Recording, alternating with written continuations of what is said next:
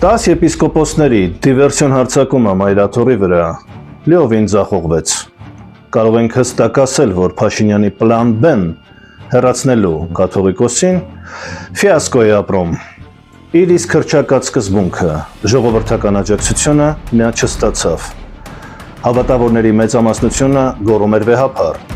Տեսեք, թե ինչպես են դիմավորում եւ ճանապարհում վեհափառին։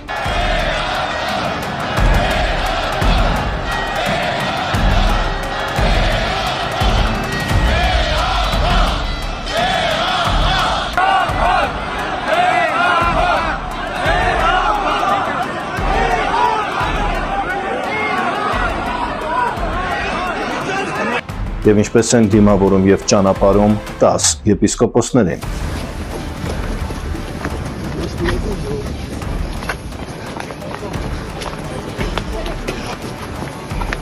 Բենքերի հետ փակել եք, որ չփիքսվի։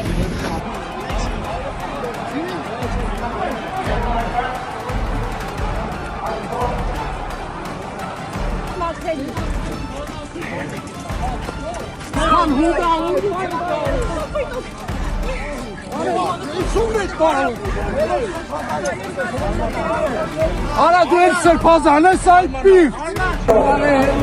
Իրատապ սրբազանները չկարողացան մտնել վեհարան եւ հիմա հետ են գնում։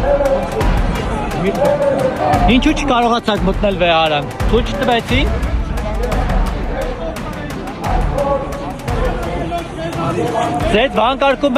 Ձեզ վանկարկում են հուդա, տիրատապ։ Դուք ինչ կասեք, պարոն Միրզախանյան։ 10 եպիսկոպոսները արժանացան ամոթանքի եւ կարելի ասել լիակատար մեկուսացման մեջ էին, մինչդեռ կաթողիկոսը Մայրաթորում, եկեղեցում, Սուրբ Էջմիածնում իր խոսքներ հնչեցնում։ Ինչու ենք սա անվանում դիվերսիա եւ ինչու է դա ձախողվել։ Դիվերսիան այն գործողությունն է, երբ չես կարողանում հակառակորդիդ տեսականորեն ուղիղ հարձակումներով պարտության մատնել, դիմում ես նենգ միջոցի, գտնում ես դավաճանների նրա շարքերում եւ հանձնարարում ներսից գրոհել։ Եվ 10 եպիսկոպոսները այդ ֆունկցիան էին կատարում, որովհետեւ կաթողիկոսի կուսակրոնության թեման լայն աջակցություն չստացավ ժողովրդի մեջ։ Ընդ որում, այս աշխարհիկ ժամանակներում, երբ կրոնապետություն չէ, երբ զավակ ունենալը նույնիսկ համարվում է սրբապղծություն եւ ուխտի խախտում, դա չի ընկալվում ժամանակակից մարդու մենտալիտետում։ Ինչպես կարող է երեխա ունենալը համարվել մեղք։ Այն էլ քրիստոնեության մեջ, որը քարոզում է սեր։ Մի խոսքով, դա ընկալում չգտավ։ Որքան էլ կանոնական ինչ-որ գրքերով դա համարվում էր ուխտ։ Եվ տեսնելով, որ կուսակրոնության ուխտի հետևից ընկնելը որևէ աջակցություն չի ստանում ժողովրդի շրջանում, մտածեցին մի նոր իդեա, մի նոր հեքիաթ՝ կաթողիկոսը օտար երկրների գործակալ է։ Չնայած այսօր հենց Փաշինյանը իր ասուլիսում ասաց, որ դրա վերաբերյալ որևէ ապացույց չկա եւ քրեական գործ չի հարուցվել, դրանք պարզապես ենթադրություններ են։ Ինչպես է ստացվում, որ օտար պետության ագենտ ավելի հայրենասեր է, քան նա, ով նրան մեղադրում է դրան։ Ինչպես է ստացվում, որ օտար պետության ագենտը խոսում է արցախցիների իրավունքների մասին, գերիների վերադարձի մասին, մեր ազգային արժեքների, պատմամշակութային հուշարձանների պահպանության մասին։ Տարօրինակ բան է ստացվում, որ օտար պետության ագենտները մեր ամենահայրենասեր մարդիկ են։ Այստեղ էլ ժողովրդական ընկալում չկա, որովհետև